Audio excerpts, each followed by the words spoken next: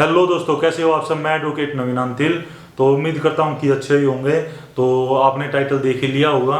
तो जिन जिन का भी केस कोर्ट में चल रहा है या जिनका ख़त्म हो गया, सबको ये प्रॉब्लम फेस करनी पड़ी होगी। कोर्ट से ऑर्डर होने के बाद भी अगर हमारे फेवर में ऑर्डर आ भी चुका है तो भी उस पर सुनवाई नहीं होती है। उसके बाद भी क्या ना, मान लीजिए कि मैं कोई केस जीत गया, मुझे 2 लाख रुपए कोर्ट ने देने के लिए बोल दिया, पार्टी को, जो भी अगली पार्टी है जो हारे हैं उनको बोल दिया, लेकिन फिर भी वे 2 लाख रुपए मुझे नहीं मिलते। एग्जाम्पल के तौर पे बता रहा हूँ, कोई भी केस है, मान लीजिए कि कोई ज़मीन का है, कोर्ट ने बोल दिया कि भाई इस ज़मीन को, ये मान लीजिए कि एक तो मेरे नाम ज़मीन है और दूसरी पार्टी है वो भी यही कह रही है कि वो ज़मीन मेरे नाम, लेकिन कोर्ट ने मेरे नाम फैसला दे दिया कि वह ज़मीन मेरी है। ठीक है, उस पार्टी को हरा दिया है। तो उसके बाद भी लेकिन जो कब्जा है वो उस पार्टी का, लेकिन फिर भी वह पार्टी कब्जे को हटा नहीं रही, क्योंकि कोर्ट ने मेरे फेवर में तो फैसला दे दिया कि भाई आपकी है वह ज़मीन, आप उस ज़मीन के मालिक हो, लेकिन कब्जा उनका था और उन्होंने अभी तक छोड़ा नहीं है कोर्ट का फैसला आने के बाद भी।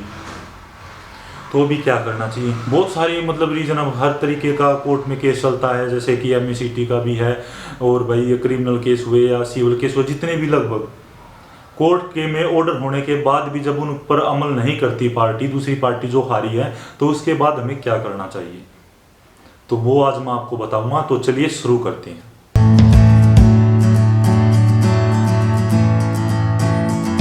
तो कई बार मेरे पास मेरे दोस्त का ही फ़ोन आया है कि यार ऑर्डर हो चुका लेकिन कोई कार्रवाई नहीं हुई। कई बार ऐसा भी होता है कि मेंटेनेंस, जब लेडीज़ अपने हस्बैंड पर मेंटेनेंस का केस डालती है और जब मेंटेनेंस वो के ऑर्डर भी आ चुके हैं और जो जज साहब है उन्होंने खर्चा भी बांध दिया, मंथली खर्चा ही बांध दिया, लेकिन फिर भी वह आदमी मंथली खर्चा नहीं दे रहा है और ना ही उस ऑर्डर की कोई पालना कर रहा है। तो सबसे पहले तो हमें उस केस में, कोई भी केस हो, किसी भी टाइप का केस हो, तो हमें एग्जीक्यूशन डालना पड़ता है। एग्जीक्यूशन हिंदी में आप इसको इजरा भी बोल सकते हो।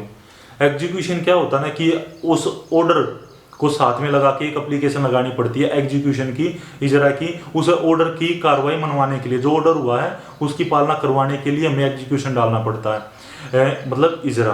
तो जो ऑर्डर हुआ वो हम ऑर्डर निकलवाएंगे, सबसे पहले तो उस ऑर्डर के साथ हमें एग्जीक्यूशन की एक एप्लीकेशन लगानी पड़ेगी, उसके साथ हमें ID प्रूफ वगैरह लगाने पड़ेंगे और उसके साथ वकालतनामा लगेगा, पावर ऑफ अटॉर्नी।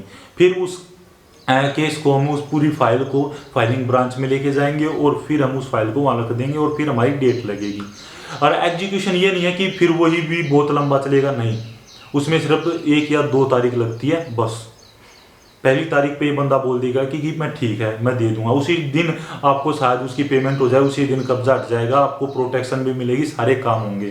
तो एग्जीक्यूशन वही होता है, इजरा। अगर मान लीजिए कि अगर कोई भी ऑर्डर है किसी भी टाइप का, किसी भी केस का, और उसके बाद भी वो नहीं मान रहा, तो उसके बाद एग्जीक्यूशन डालने के बाद जो कोर्ट होगी ना, वो खुद उस केस को देखेगी और खुद प्रोटेक्शन दिवाएगी हमें हर तरीके से, चाहे वो रुपये हुए, चाहे वो रुपये दिलाने का काम हुआ, चाहे वो ज़मीन पर हक या कब्जा दिलाने का काम हुआ, तो पुलिस, वो कोर्ट देखेगी और कोर्ट पुलिस के साथ हमें भेजेगी और तब हमें मिलेगा। तो मान लीजिए कि चेक बाउंस का केस है, ठीक है, हम केस जीत चुके हैं, अगली पार्टी को हमें 5 लाख रुपए देनी है ऑर्डर के हिसाब से, लेकिन वह नहीं दे रहा, तो हम एग्जीक्यूशन डालेंगे और जो कोर्ट होगी ना, या तो उसको 5 लाख रुपए देने पड़ेंगे, अगर नहीं देगा तो जेल में भी जाएगा, और जो उसकी प्रॉपर्टी है, ठीक है, वह जब्त करी जाएगी, उसकी प्रॉपर्टी को बेचकर हमें रुपए दिए जाएंगे।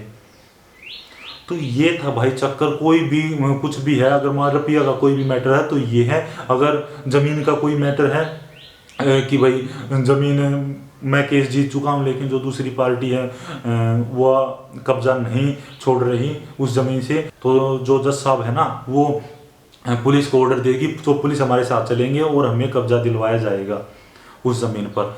तो ये था भाई एग्जीक्यूशन। कोई भी ऑर्डर है किसी भी टाइप का, शायद भाई मेरे हिसाब से तो शायद मैंने अच्छे तरीके से समझा दिया, लेकिन फिर भी अगर समझ में नहीं आया है तो आप मुझसे कांटेक्ट कर सकते हो, डिस्क्रिप्शन में लिंक है, और कोई भी प्रॉब्लम हो तो आप कमेंट करके भी बता सकते हैं, अगर आपको कॉल नहीं करनी तो मिलता हूँ किसी दूसरी वीडियो में। टिल देन बाय बाय, जय।